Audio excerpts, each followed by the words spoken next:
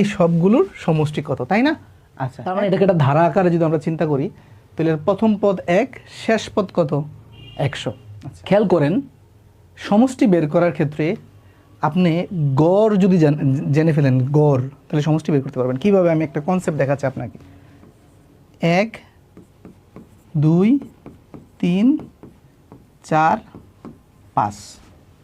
খেয়াল করেন, এই যে সংখ্যাগুলোর গড় হচ্ছে 3, গড় হচ্ছে 3, গড় কত?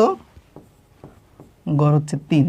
আচ্ছা, আর এখানে মোট সংখ্যা আছে কয়টা? দেখেন 5টা সংখ্যা আছে। আপনি যদি গড়কে 5 দিয়ে যদি গুণ দেন, তাহলে কত আসতেছে জানেন? এই যে 3 হচ্ছে গড়, 5 দিয়ে গুণ দিলাম 15 আসছে। এখন এই সবগুলো যোগ করে দেখেন, এদের সমষ্টিও 15। দেখেন 1 8 2 3, 3 3 6, 6 4 10, 10 5 15। বুঝছেন? আপনি যদি কোনো একটা সিরিজের বা ধারার যদি গড়টা পেয়ে যান এবং যদি আপনার মোট পদ সংখ্যা জানা থাকে, তাহলে আপনি ওই গড়কে পদ সংখ্যা দিয়ে গুণ দিলে কিন্তু মোট সমষ্টিটা চলে আসতেছে। বুঝছেন? তাহলে এই কনসেপ্টটাই আমরা এখানে কাজে লাগাবো।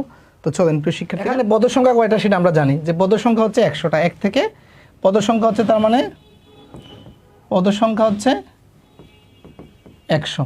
ওকে, এখন গড় কত খেয়াল করেন। গড় বের করার সিস্টেমটা আরও সহজ। খেয়াল করেন, আমরা এই যে একটু আগে যে বের করছি, যে এই সবগুলো সংখ্যার গড় আমি দেখা মাত্র বলে ফেলছি 3, তাই না? দেখেন, যদি কোনো একটা ধারার মানে গ্যাপ যদি সমান হয়, দেখেন সবগুলো 1 1 আছে, মানে এটা ঠিক মাঝখানে যেই সংখ্যাটা থাকবে সেটি হচ্ছে এর গড়। এখন এখানে ঠিক মাঝখানে কত আছে আপনি কিন্তু এটা বের করতে পারছেন না, ঠিক আছে? এটা করতে পারেন কিনা দেখেন তো। এইটা আর এটা যদি যোগ করেন কত হয়? 6 হয়। 6কে 2 দিয়ে ভাগ দিলেই কিন্তু 3 চলে আসতেছে, তার মানে গড়। ওকে, তদ্রূপ আমরা যদি এইটার এই দুইটা প্রান্ত যোগ করে 2 দিয়ে ভাগ দিই, তাহলে কিন্তু গড় চলে আসবে। আর গড়কে 100 দিয়ে গুণ দিলে কিন্তু সমষ্টি চলে আসবে। তাহলে এই কাজটাই করি, চলুন। তার মানে 1, এই যে 1 যোগ 100 ভাগ 2 গুণন, এটা হচ্ছে কি আসলো? এই জায়গাটা হচ্ছে গড়, গুণন হচ্ছে পদ সংখ্যা, ঠিক আছে? খেয়াল করুন এটা কত হচ্ছে? 1 আর 100 যোগ করলে হচ্ছে উপরে হচ্ছে 101, এখানে 2, এটা যদি কাটাকাটি করেন হচ্ছে 50। তার মানে 101-এর সাথে 50 গুণ করলে কত হয়?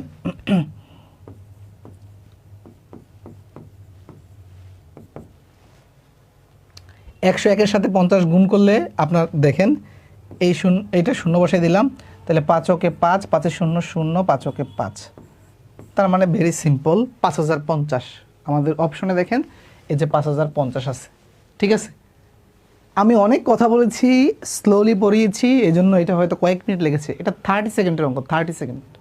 খেয়াল করেন, আপনি জাস্ট এই দুইটা প্রান্ত যোগ করবেন, 2 দিয়ে ভাগ দিবেন, 100 গুণ করে দিবেন, শেষ। এতটুকু অঙ্ক, এতটুকু। এটা অঙ্ক এতটুকু। বুঝতে পেরেছেন?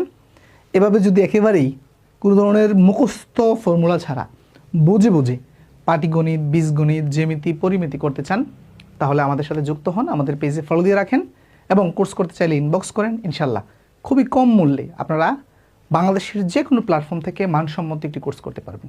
তো ভালো থাকবেন, সুস্থ থাকবেন, আল্লাহ হাফেজ।